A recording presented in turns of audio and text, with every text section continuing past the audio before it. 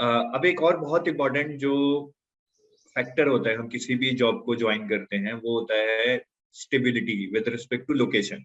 आप government job में हैं तो ठीक है, मतलब फाइनेंशियल सिक्योरिटी तो है ही, but stability with respect to your location या एक ओवरऑल ठहराव बोलते हैं, तो पोस्टिंग्स या ट्रांसफर्स को लेकर क्या पॉलिसी है? सबसे पहले जो मेन क्वेश्चन होता है, लोगों को पॉलिसी जानने की बजाय ये जानना ज्यादा जरूरी रहता है लोगों को कि क्या होम पोस्टिंग या होम स्टेट पोस्टिंग या होम डिस्ट्रिक्ट पोस्टिंग मिल सकती है। अगर मिल सकती है तो क्या उसकी क्या प्रोबेबिलिटी रहती है, मतलब क्या आप मांग सकते हो या नीड बेसिस पे होता है, और अगर मिलती भी है तो कितनी देर के लिए मिलती है? हाँ, तो इसमें ऐसा है कि जैसे कुछ कुछ पोस्टिंग्स ऐसे होती है, कुछ गवर्नमेंट की सर्विसेज ऐसी है जहाँ पे बार होता है कि नहीं आपको होम पोस्टिंग मिलेगी ही नहीं। जैसे कि ऑल इंडिया सर्विस जो है आईएएस आईपीएस, उसमें भी होम कैडर में लिमिटेड सीट्स होती है। तो यहाँ पे ऐसा कुछ नहीं है। सेंट्रल गवर्नमेंट की जो ये सर्विस है इसमें ऐसा कुछ रूल फिक्स नहीं है। इसमें यह है कि आप आपका ऑल इंडिया कहीं पे भी ट्रांसफर होता है, हर 3 साल में आपका ट्रांसफर होगा। जो ग्रुप पे है वो हर 3 साल में एक बार ट्रांसफर होगा।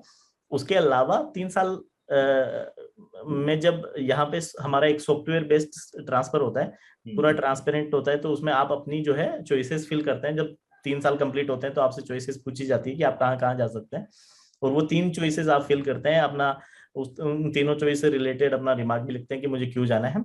उन चीजों को कंसिडर किया जाता है, उसके बाद में आपका ट्रांसफर होता है। जरूरी नहीं है कि आपको उन 3 चॉइसेस में भी दें, आपको अलग से भी दिया जा सकता है, ओपन है। लेकिन based on the availability mostly try किया जाता है कि आपको अपनी चॉइसेस में से मिल जाए।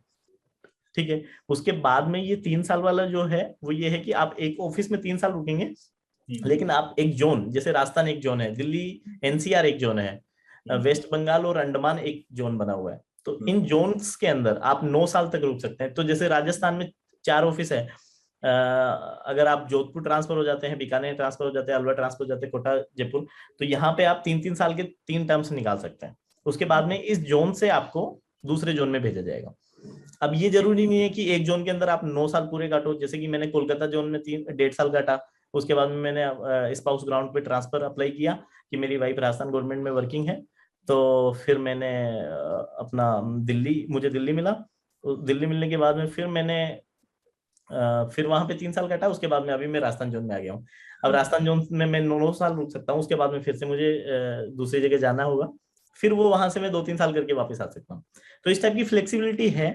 और हर बार प्रमोशन के ऊपर आपका ट्रांसफर होना जरूरी नहीं है, क्योंकि अभी जैसे मुझे अभी ट्रांसफर हुआ है, लेकिन मेरा प्रमोशन अभी मान लो जनवरी में ड्यू है, तो जनवरी में मेरा दोबारा ट्रांसफर होना जरूरी नहीं है। तो इस टाइप का रहता है कि हाँ आप 3 साल काट लीजिए, कभी हो भी जाता है। पर ज्यादातर जो है ईपीएफओ के ऑफिस अच्छी सिटीज में है।